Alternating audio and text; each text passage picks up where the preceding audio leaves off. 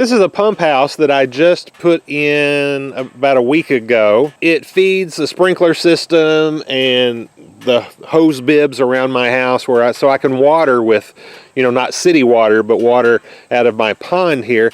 And this is just a pump house. There isn't a pressure tank in there. The pressure tank is in another building, and I'll explain that here in just a minute. So it's got a base down there at the bottom that is made out of some 2x6 treated lumber, and then the rest of it is sided with just some fence pickets.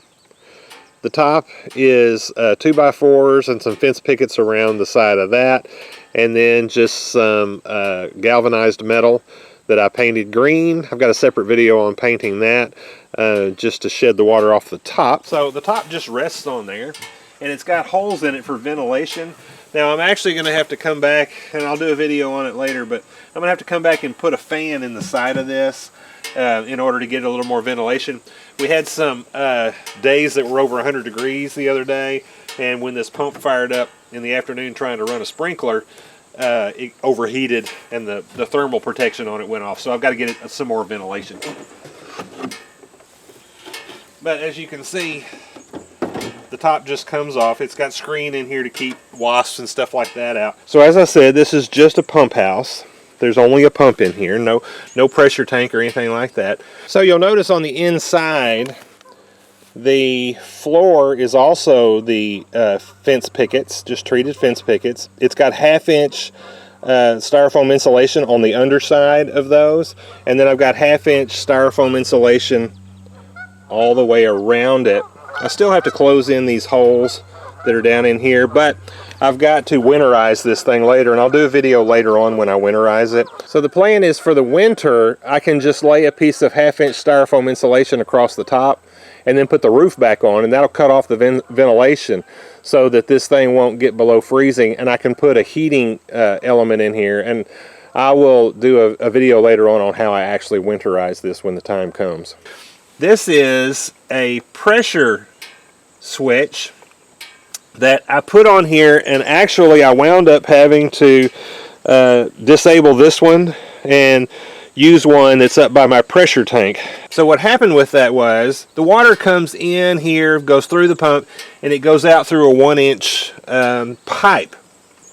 Well, it's got kind of a ways to travel to get to the pressure tank, and so what would happen was this would get a higher pressure because it's right here at the pump than the actual tank would. So it would think that the pressure was high enough to switch off, and as soon as it switched off, it would drop back down because the pressure tank was still filling, and so it would go on, off like that.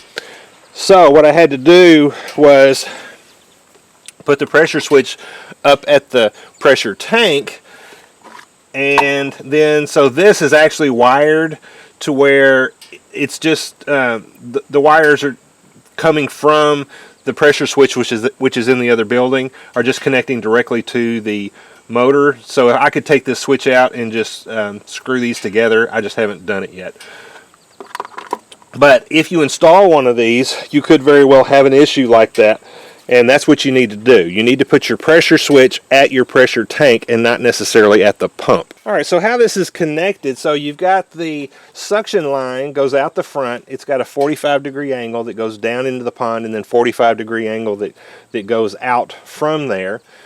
This is the pressure side, so the suction side comes out of the pond, goes through the pump, and then this is the pressure side. Now, sometimes you have to prime a pump like this, so it's got a valve here you can open up and fill it with water, but it's under pressure right now.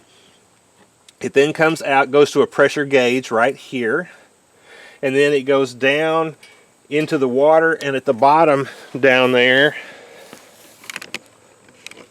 it has comes out at a 45-degree angle. Let me show you. Alright, this actually is the second pump that I've had in here. I first installed a high volume, low pressure pump, which was not the right thing to do. I don't know why I thought that was, but it wouldn't get high enough to push the water up to my house. My house is elevated from this spot. So I had to switch it out with this pump, which will do 80 psi. That other one would only do like 45, I think.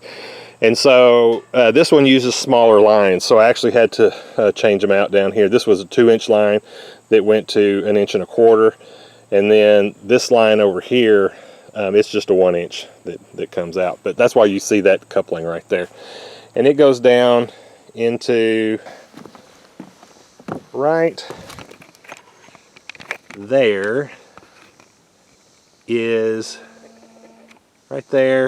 a check valve. And then down here, probably can't see it through the murky water. You might be able to. There's a screen that keeps, you know, fish from getting sucked up in there.